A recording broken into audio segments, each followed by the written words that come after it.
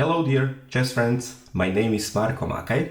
I am FIDE master from Croatia and I record this video for great chess teaching site Remote Chess Academy.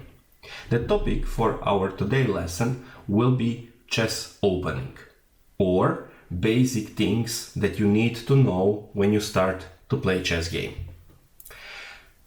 It will be three basic things or three rules that I like and that I will try to explain you today through three very simple examples. On the very few moves on the start of the chess game, you want to do next thing. First thing is to bring some pawns in the center in order to get some space. Basically, this is related with, let's say, football game.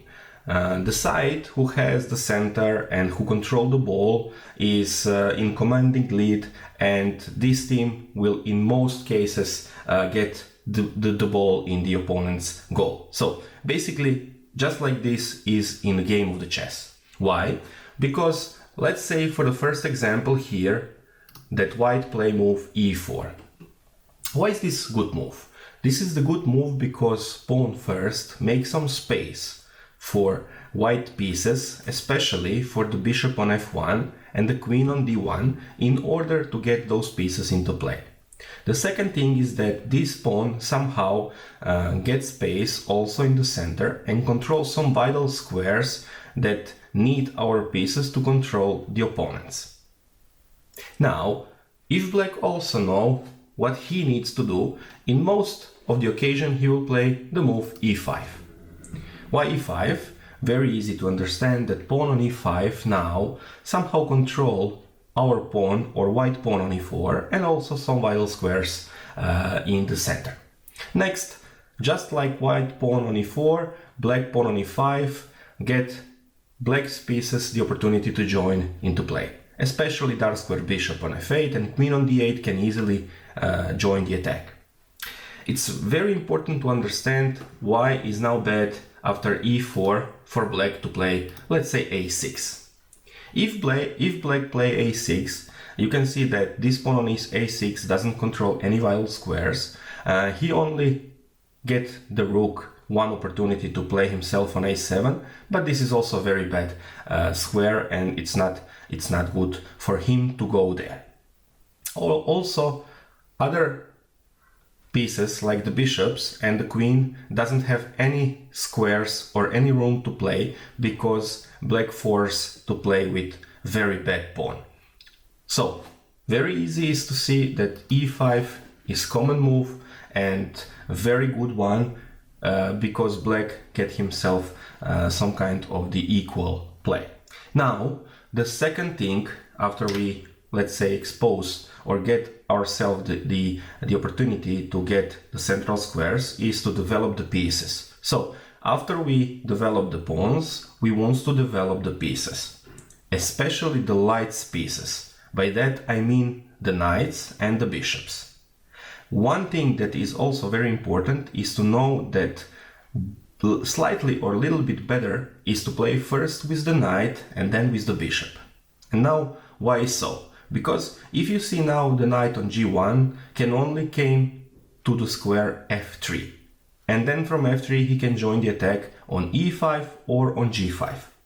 The light square bishop, for instance, here from f1 can go on any light square during this diagonal. So basically he's very fast piece and can easily join the attack.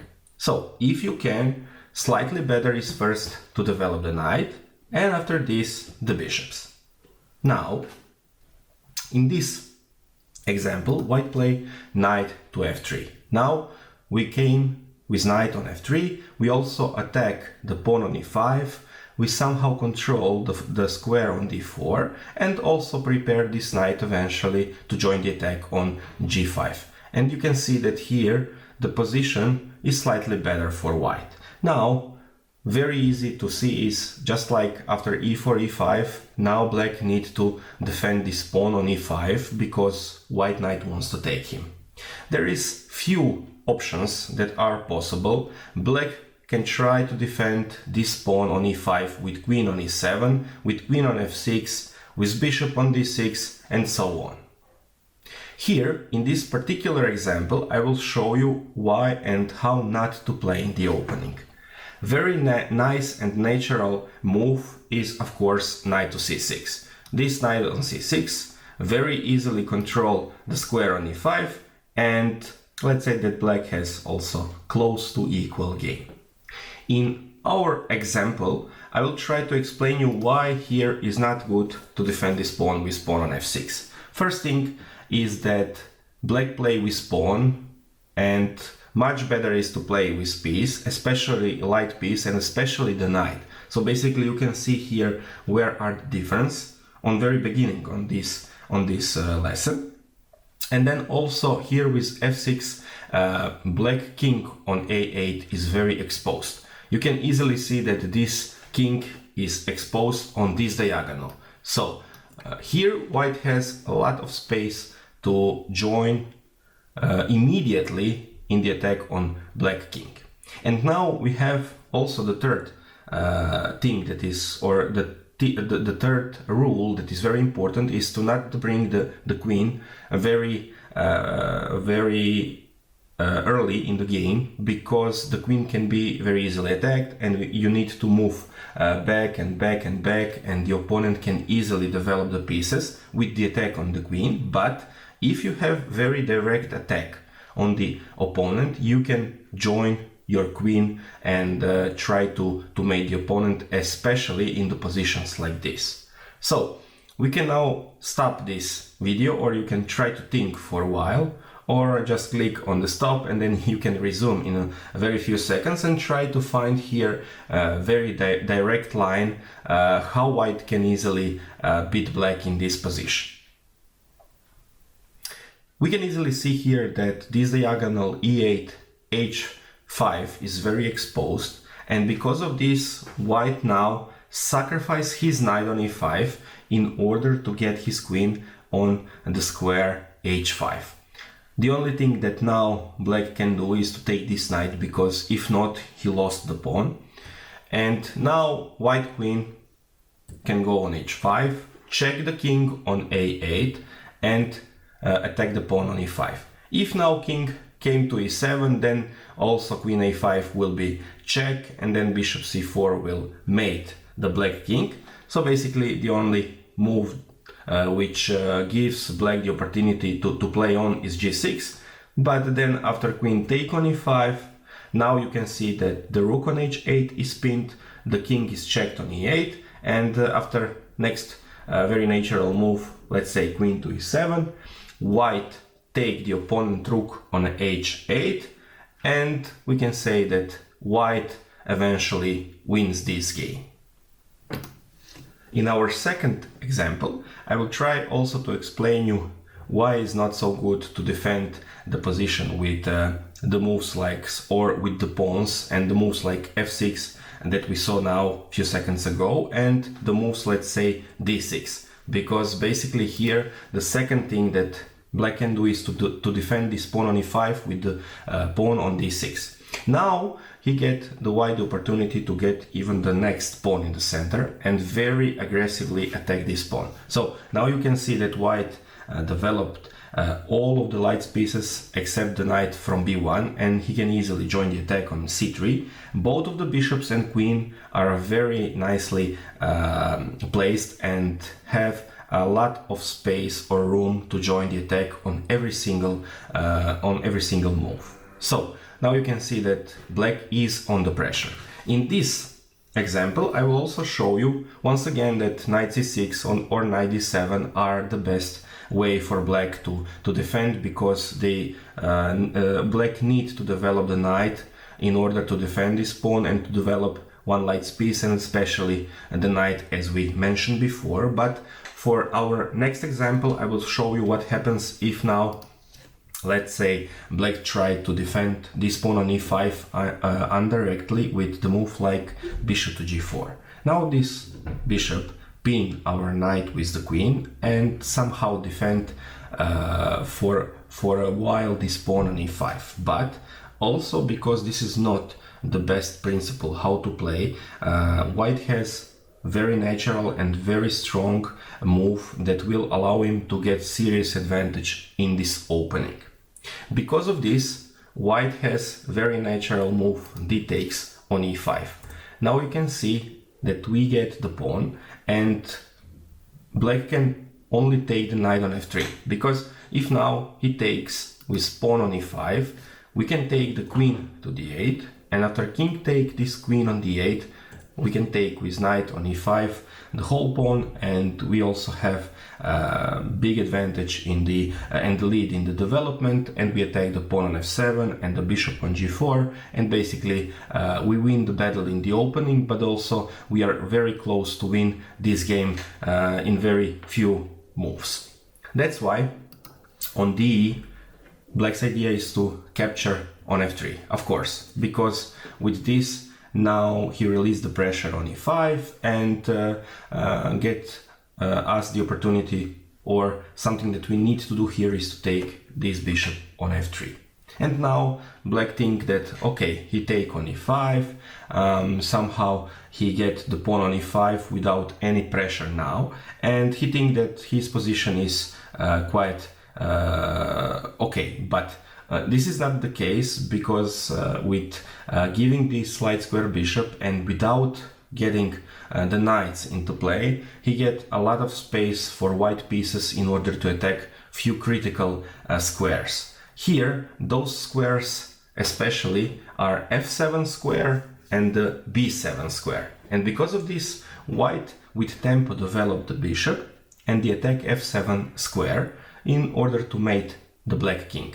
The only also way for him, natural way to defend his position, is knight to f6, because now, okay, knight doesn't allow white queen to checkmate the black king on f7. Also, he developed the light piece, this knight on f6, and somehow it looks like that black is okay. But with very next move, queen to b3, now we can see that white attack the f7 square and the b7 square, because he is in commanding lead in the development and has a lot of the space for his pieces. The only thing that white now can do that needs to do in the long run is to develop the knight from b1 to c3, and then he will be close to winning in the position.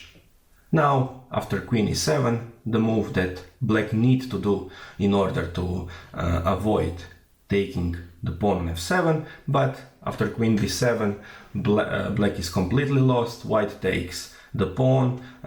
He wants to take the rook on a8, and basically black is in hopeless position after only 8 moves. Here you can easily see what can go wrong and how can go wrong if you not play by the openings rule.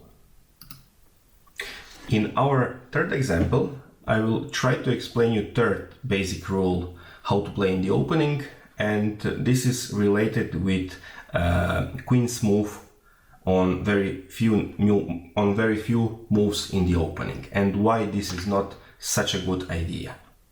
Now you can see after e4, e5, one thing that white can try to do is to take the opportunity and attack this pawn with queen to h5.